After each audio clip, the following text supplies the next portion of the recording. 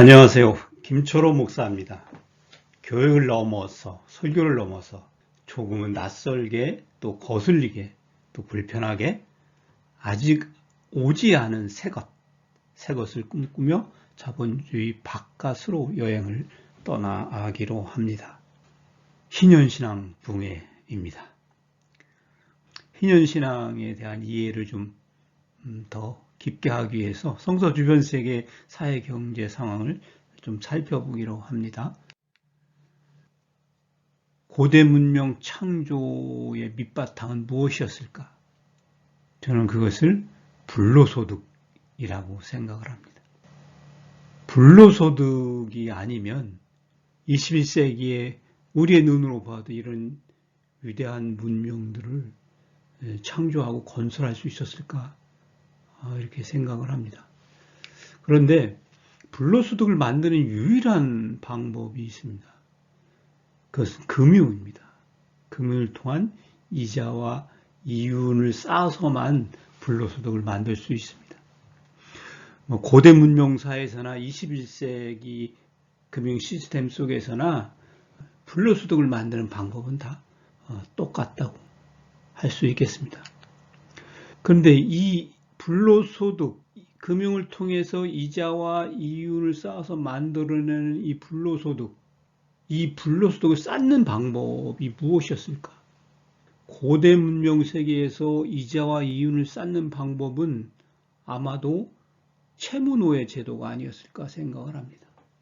물론 고대 사회에도 토지를 독점하거나 건축물을 크고 웅장하게 짓거나 그래서 자산을 이렇게 쌓는 방법이 있었겠죠. 하지만 21세기처럼 그렇게 다양하게 자산을 쌓아놓을 수 있는 그런 방법들이 없었을 것입니다. 21세기 지금 우리가 사는 시대에는 가상세계 속에서 세계다 온갖 자산들을 만들고 그것을 통해서 부를 쌓기도 합니다. 비트코인 같은 가상화폐가 아주 대표적인 것일 수 있죠. 그러나 고대 문명 세계에서는 채무노예 제도가 가장 이상적인 부를 축적하는 그런 방법이었습니다. 소장농들에게 빚을 지어서 채무노예로 삼으면 그 소장농이 평생 동안 노동력을 통해서 생산물을 만들어낼 것이고 또 자녀들을 낳으면 자녀도 주인의 채무노예 자산이 되겠죠. 고대 이집트 문명의 피라미드를 이렇게 통해서 이렇게 생각해 볼 수 있겠습니다. 피라미드 하나가 높이가 147m, 밑변이 230m, 면적이 16,000평이라고 하는데요. 2.5톤 이상의 석회암, 화가암 블록을 230만 개를 쌓아서 만들었다고 합니다. 매일매일 2만 명의 노동자가 20여 년 동안 거쳐서 건설했을 것이라고 현대 학자들이 이렇게 예상을 합니다. 그런데 이 고대 이집트 문명 세계에 어떻게 이런 어마어마한 노동력을 동원할 수 있었을까? 이런 의문을 아주 말끔하게 해소시켜주는 그런 성서의 이야기가 있습니다. 요셉 이야기입니다. 꿈의 사람 요셉이 노예제국 파라오의 꿈을 만나서 이집트 파라오의 노예제국 꿈을 완벽하게 이루어냅니다. 그 시작과 과정과 그 결말이 아주 세세하고 낱낱하게 요셉 이야기에 다 드러나 있습니다. 제가 요셉 이야기에서 파라오의 노예제국을 만들어가는 과정 속에서 정말 가슴 저리게 그렇게 끔찍스러웠던 것은 바로 이것입니다. 요셉이 이집트 제국 경계 이 끝으로부터 저 끝으로까지 도시들로 그 백성을 옮겼다.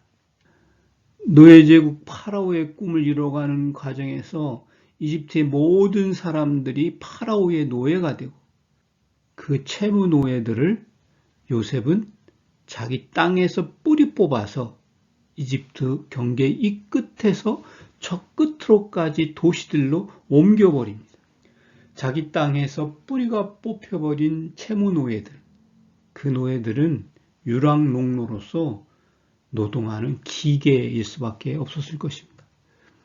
그렇다면 이 요셉 이야기의 시작과 과정과 끝을 통해서 고대 이집트 문명의 이 피라미드의 그 불가사의한 그런 의문점들이 다 완벽하게 이렇게 이해가 되어집니다.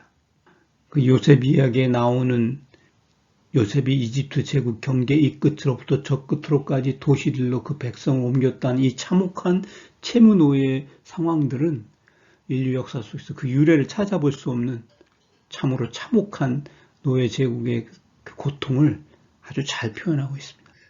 그러다 보니 성서 주변 세계에는 금융으로 인한 불로소득을 창출하기 위한 과도한 금융정책으로 인한 금융위기가 일어났고요.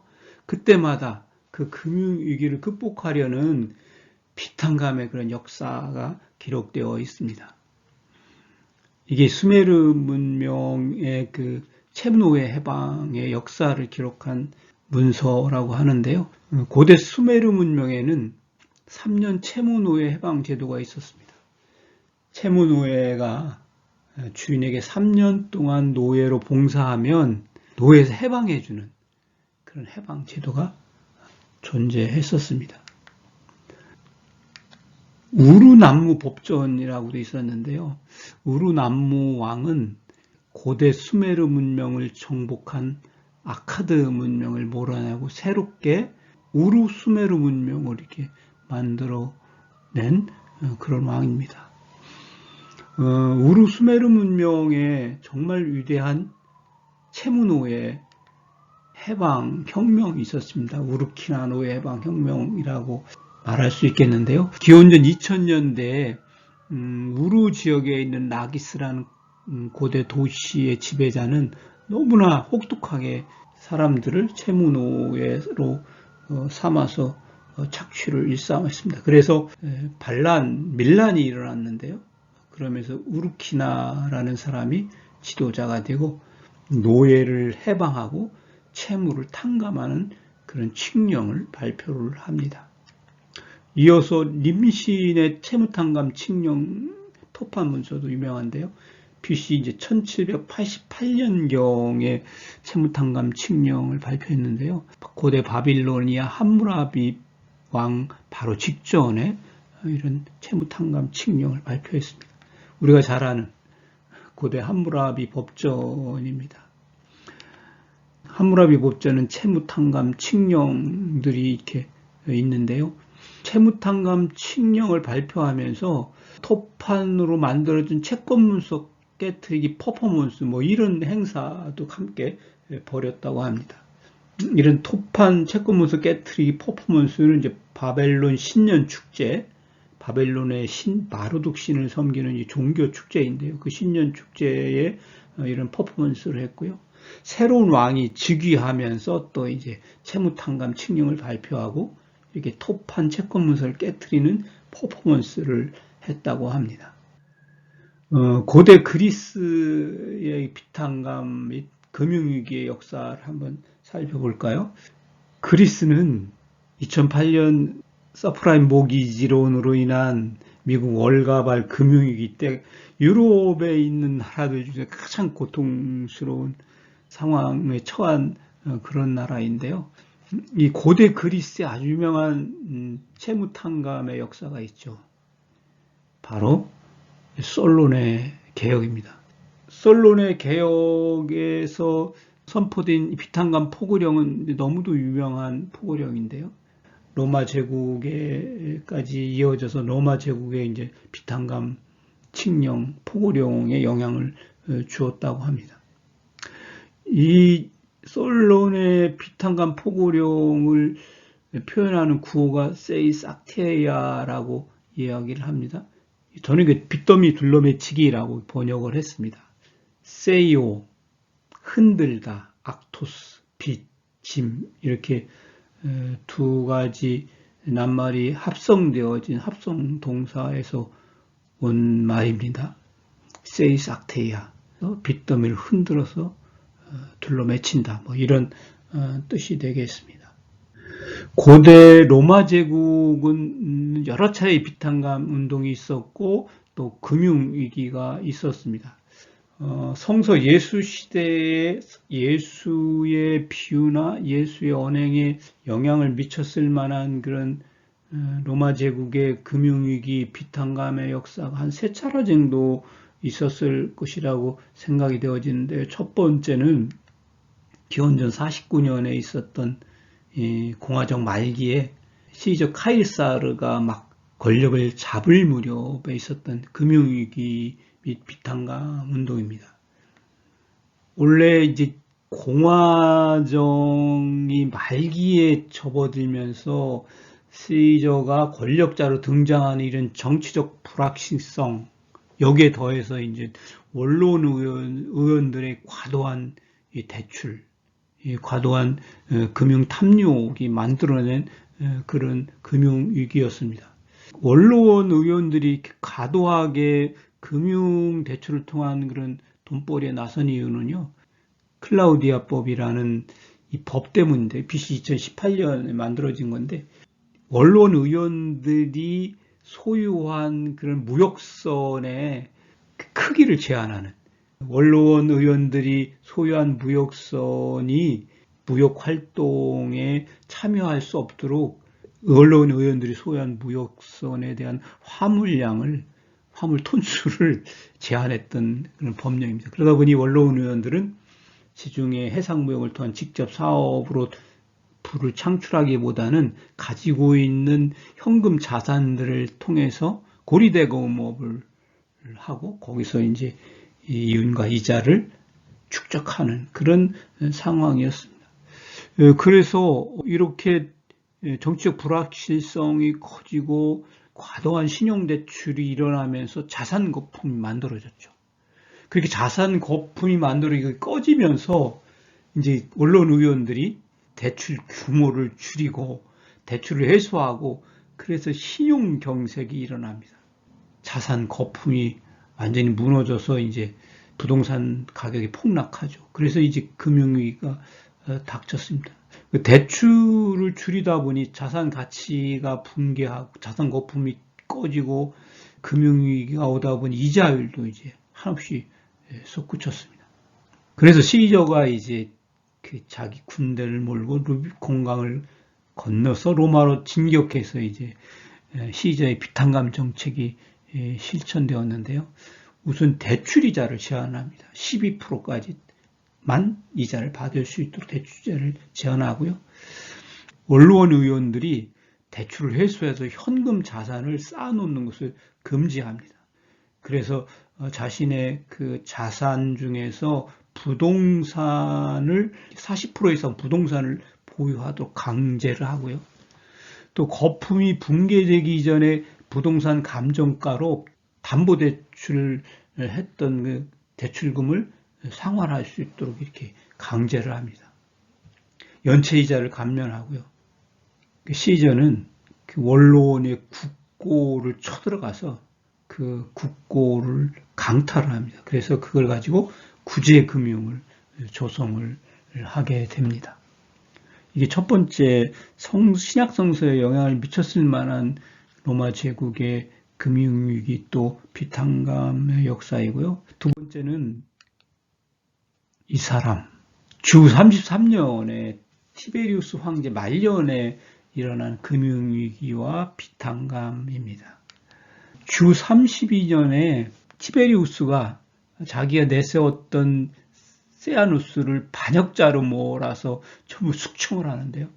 아주 피해 숙청을 합니다. 이 숙청이 너무 잔혹해서 로마사를 이야기하는 사람들이 늘 하는 이야기인데요. 그 세아누스 일당을 숙청하면서 자산을 몰수해 버립니다.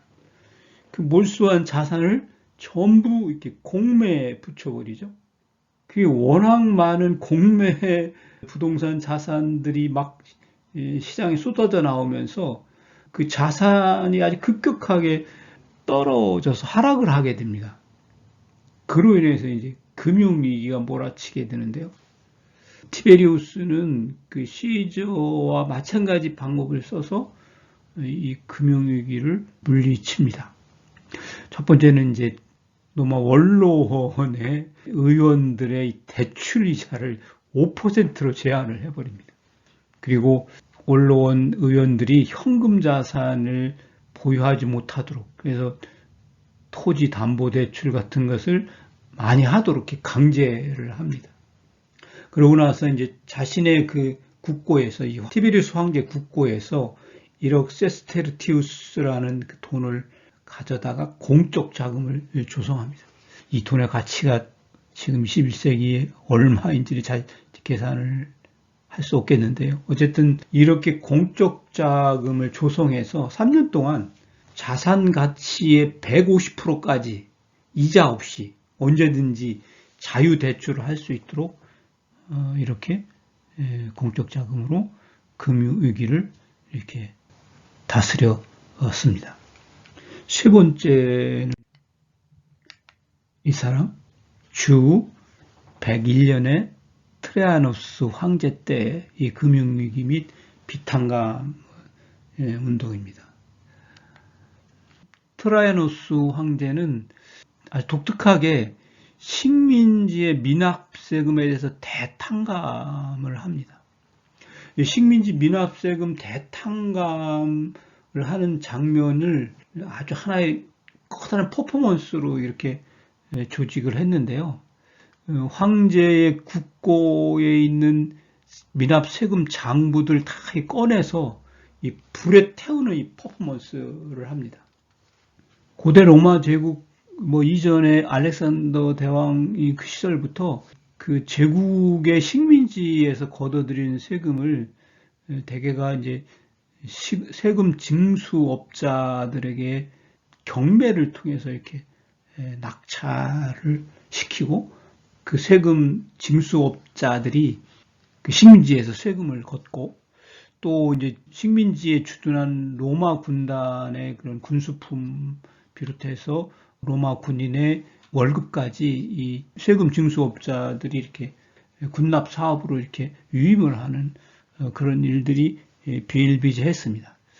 세금 징수업은 피라미드식으로 아주 조직적으로 이렇게 잘 조직된 그런 상업 구조를 가지고 있었고, 한 지역의 세금 징수 경매는 그 금액이 예수님의 그 용서하지 못하는 종 비유에 나오는 10,000달란트 이상의 그 금액들이 이렇게 경매로, 세금 징수업 경매로 이렇게 거래되고 낙찰되고 했었다고 합니다. 그런데 이제 주 101년 트라이아누스 황제 때 금융위기는 그 규모가 로마 제국 전역에서 이렇게 크게 일어났기 때문에 식민지의 그런 미납세금을 대탕감하는 그런 퍼포먼스를 벌였습니다. 뿐만 아니라 이제 트라이아누스 황제 때 금융위기 비탄감 칙령은 좀 독특하게 황제 국고에서 공적 자금을 대규모로 조성해서 대규모 자선재단을 설립합니다. 그리고 그 자선재단을 통해서 로마 제국 전역의 사회복지를 이렇게 강화하는 그런 특징을 보여주었습니다.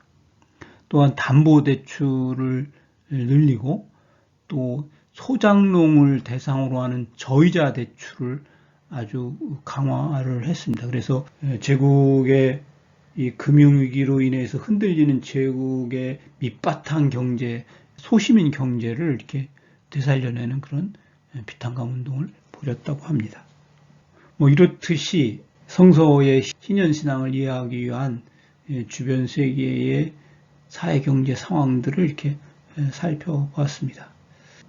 교육을 넘어서 또 이렇게 설교를 넘어서 좀 낯설게 들리고 또 거슬리기도 하겠지만 또 불편하기도 하겠지만 성서의 신현신앙이 갖는 주변 세계와의 주고받은 영향들, 그런 것들을 좀 살펴봤습니다. 아직 오지 않은 새 것을 꿈꾸며 자본주의 바깥으로 여행을 떠납니다. 신현신앙 부흥이었습니다.